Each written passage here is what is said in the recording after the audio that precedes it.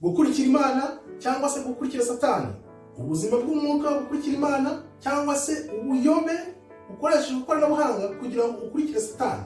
Amahitamo na yawe, uhitamo Imana cyangwa se ugahitamo Satani. Ni ukubera iki Satani ashaka gukoresha ikoranabuhanga kugira ngo ayobye abantu, abashyire mu buyobe bw'ubuziraherezo? Reka tureberere. Mu minsi mike nari kwibaza nti ese Satani aramutse ahawe kuyobora iyi si nk'indi myaka 100 byagenda gute?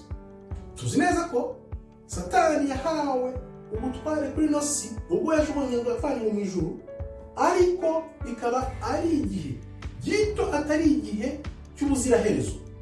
Wibuke ko imyaka 1000 ku Mana ni nk'umunsi umwe, twebwe tubona bitinze, ariko ku Mana ni nk'ejo hashize. Ndi kwibaza rero ni Satani aramutse ahawe indi myaka 100 yo gutegeka isi, urebye biri ku myaka 10-20 byameze gute? None ibibazo bibaye imyaka 100. Ariko ijambo ry'Imana ritubwira ko iyo Imana itagabanya iyo minsi nta wajyaga kurokoka. Kubera rero umuntu bw'Imana iyo minsi Imana yayigize igihe gito, kuko Satani agomba kuzatsindwa bidasubirwaho. Reka dusome Matayo 24:22. Iyo minsi iyo itaragabanyijwe ntihajyaga kuzarokoka n'uyu n'umwe, ariko kubw'intore z'Imana iminsi yaragabanijwe. Ukuvuga ngo Imana kuva kera na kare yari izi gahunda, kuko ifite gahunda n'urufunguzo rw'ibihe byose.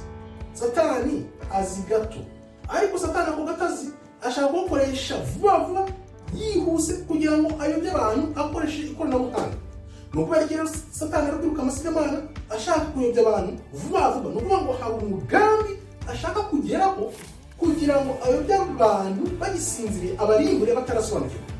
Kanguka rero wibaza impamvu biri kwihuta, nuko tuzi uko ibihe biri kugenda byegera ibihe byanyu. Tubimenya gute?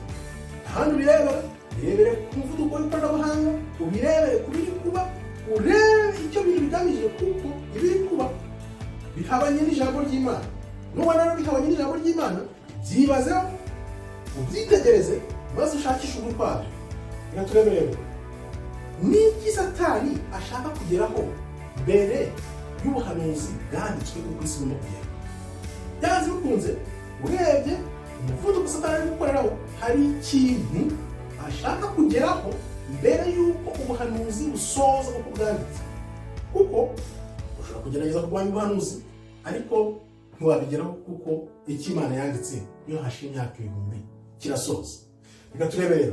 Ushobora kwibaza uti kuki Imana iri gutinya Satani itayiha izo chance zindi myaka 100 ngo turebe uko bigenda?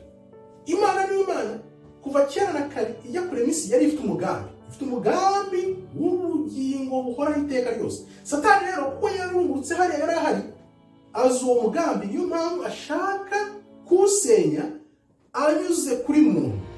Kubera izo mpamvu rero n'ukundi Imana ikunda abantu, ntabwo Imana ishobora gutuma Satani asenya umugambi wayo akoresheje umuntu, kuko umugambi w'ubuzima w'ubugingo buhoraho iteka ryose Imana yageneye ni ugutsinda icyaha no gutsinda urupfu.